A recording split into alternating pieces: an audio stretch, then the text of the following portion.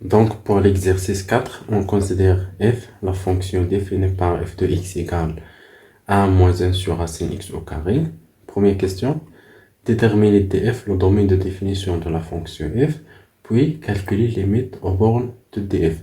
Donc, on a le domaine de définition de la fonction f. Après, on a les limites aux bornes de df. Donc, la question 1, on a x appartient à df équivalent à, donc on racine x au dénominateur, et x sera supérieur strictement à 0. Donc équivalent x supérieur strictement à 0. Donc équivalent x appartient à 0 plus l'infini. X supérieur strictement à 0, c'est-à-dire x appartient à l'intervalle 0 plus l'infini. Donc df égale 0 plus l'infini. Donc, on va calculer la limite en 0 plus et la limite en plus l'infini. Donc, pour la limite, quand x tend vers 0 plus, de 1 moins 1 sur racine x, c'est-à-dire de f de x, donc égale 1, donc la limite, quand x tend vers 0 plus, de 1 moins 1 sur racine x tout au carré. Donc, on a 1 sur 0 plus, c'est plus l'infini. Avec le moins, donc moins l'infini. Si on ajoute 1, donc il reste moins l'infini. Au carré, donc il reste plus l'infini. On peut justifier, car la limite, quand x tend vers 0 plus de racine x égale 0 plus, et la limite, quand x tend vers 0 plus de 1 sur racine x, donc c'est plus l'infini. Avec le moins, devient moins l'infini, c'est-à-dire la limite en 0 plus de moins 1 sur racine x égale moins l'infini. Alors, la limite en 0 plus de moins l'infini au carré, donc c'est plus l'infini. Alors, pour la limite, lorsque x tend vers plus l'infini de f de x, donc égale la limite quand x tend vers plus l'infini de 1 moins 1 sur racine x au carré. 1 sur l'infini, c'est 0. Donc si on ajoute 1, donc il reste 1 au carré, donc égal à 1. Car la limite quand x tend vers plus l'infini de 1 sur racine x égale à 0. Donc 1 moins 0 c'est 1. 1 au carré égale 1. Pour la question 2, montre que f est continu sur df.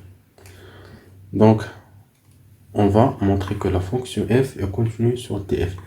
On a x, de racine x, est continu sur 0 plus l'infini. Alors, la fonction 1, en fait, moins 1 sur racine x est continue sur 0 plus l'infini. Donc, si on a une fonction f est continue sur un intervalle i, et ne s'annule pas sur cet intervalle, alors 1 sur f est continue aussi sur cet intervalle, sur l'intervalle i. Donc, d'où f est continu sur 0 plus l'infini. Donc, pour la question 3, étudier la dérivabilité de f en 1, puis interpréter le résultat géométriquement. Donc, tout simplement, pour étudier la dérivabilité en un point, on va calculer la limite quand x tend vers ce point de f de x moins f de 1 sur x moins 1. Donc, égale la limite quand x tend vers 1, f de x, c'est 1 moins 1 sur racine x au carré. F de 1, tout simplement, on va remplacer x par 1. Donc 1 moins 1 sur 1, c'est 0. 0 au carré, c'est 0. Sur x moins 1.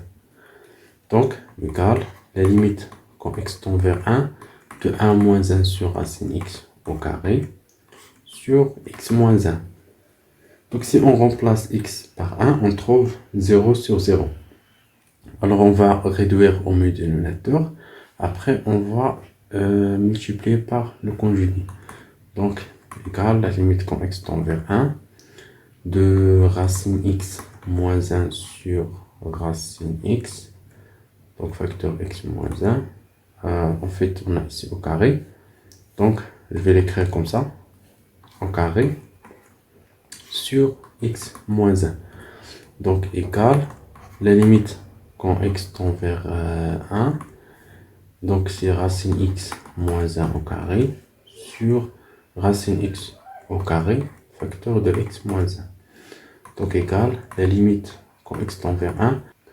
Donc si on développe l'identité remarquable, on ne peut pas trouver directement le résultat. Donc ce qu'on va faire, on va multiplier par le conjugué. D'accord, on va multiplier par le conjugué de racine x moins 1, si racine x plus 1. Racine x au carré, si x, facteur de x moins 1. Donc égal la limite quand x tend vers 1. Alors racine x moins 1 au carré, c'est racine x moins 1 fois racine x moins 1. Et racine x moins 1 fois racine x plus 1, c'est racine x au carré moins 1 au carré. C'est-à-dire x moins 1.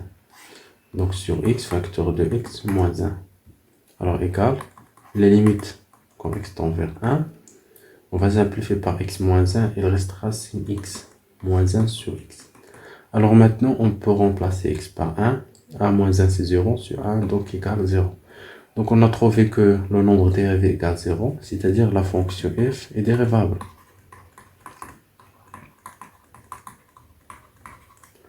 Au point 1. Pour l'interprétation géométrique, CF admet une tangente, ou là une droite tangente,